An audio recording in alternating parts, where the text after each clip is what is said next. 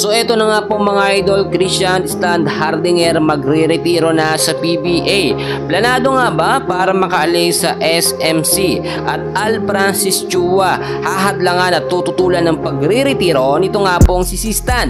And bago natin yan ipagpatuloy kaibigan ko, huwag niyo po munang kakalimutan na i-like at i-subscribe ang ating YouTube channel at pait na rin ng notification bell. Maraming salamat po. Well mga kaibigan, nakakalungkot ang balitang naglabasan ngayon patungkol nga po kay Christian Stan Hardinger dahil ito nga po yung napabalitang magre-retiro na sa PBA.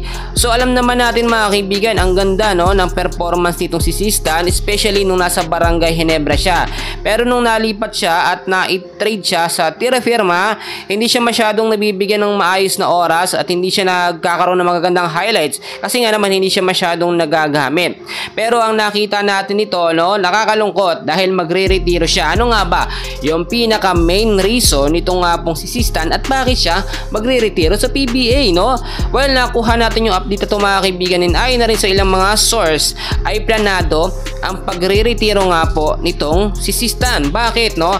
Para ho makaalis siya sa SMC para hindi siya ma-trade sa ibang team.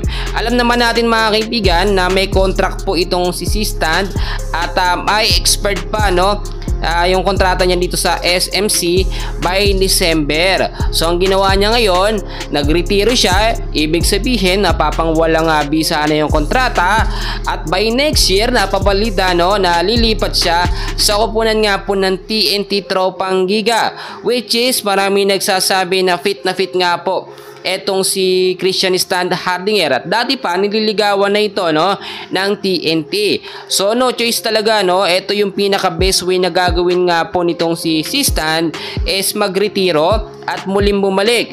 Marami din nagsasabi mga kaibigan na the best talaga ang TNT para nga po dito kay Stan at para na rin makabawi siya sa kupunan na nag-trade sa kanya, which is ang Barangay Ginebra no. Kasi ang nangyayari dito mga kaibigan, kapag ka nasa kupunan ng Tierra Firma, ito nga pong si Stan at nakaharap nila ang Barangay Ginebra, syempre bulungan lamang yan ni long hair no.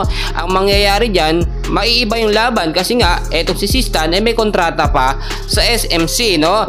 Ang mangyayari dito, dapat matapos muna yung kontrata or magretiro. Ito nga pong si Stan. At in time naman pwede naman siyang makabalik no, or by next year pwede siyang makabalik pero sa ibang kupunan na mga kaibigan. Kapag kinuha siya, automatic mga kaibigan may panibagong kontrata na etong si Stan or Christian Stan Hardinger, which is para sa akin best choice na po yan mga kaibigan no. At posible din na ang bagsak nitong si Stan after po ng kanyang pag-retiro by December sa TNT mga kaibigan. Dahil nakaabang na talaga yan, no? Hinihintay na siya. Ang nakikita natin dito, once na mapunta sa TNT, eto nga pong si Stan, lalakas lalo ang kupunan ng TNT Tropang Giga, which is dyan hirap na hirap po ang Barangay Ginebra. Pero para sa akin mga kaibigan, no, sayang din pinakawalan ng Barangay Ginebra si Stan. Napakalaki ng kanyang naiambag, especially yung pagiging sentro niya no, o big man dito nga po sa Barangay Ginebra. Pero ganyan talaga, basketball kasi is business din mga kaibigan, wala po tayong magagawa dyan.